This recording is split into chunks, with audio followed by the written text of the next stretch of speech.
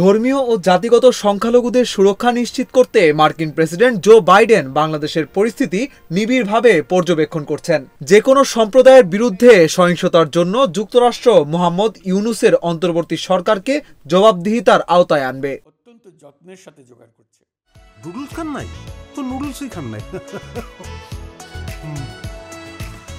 স্থানীয় সময় বৃহস্পতিবার এক বিবৃতিতে হোয়াইট হাউসের পক্ষ থেকে এসব তথ্য জানানো হয়। ভারতীয় সংবাদ মাধ্যম এনডিটিভি জানায়, একই দিন সংবাদ সম্মেলনে বাংলাদেশ ইস্যু নিয়ে কথা বলেছেন মার্কিন জাতীয় নিরাপত্তা পরিষদের কৌশলগত যোগাযোগ সমন্বয়কারী জন কির্বি।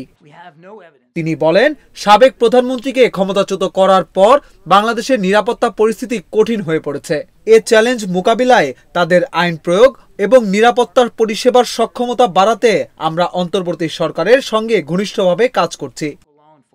কির্বি আরও বলেন, বাংলাদেশি নেতাদের সঙ্গে যোগাযোগের সময় ধর্মীয় ও জাতিগত সংখ্যালঘুদের সুরক্ষা, ধর্ম বা জাতি নির্বিশেষে সব বাংলাদেশি নিরাপত্তার বিষয়টি অত্যন্ত স্পষ্টভাবে বলেছি।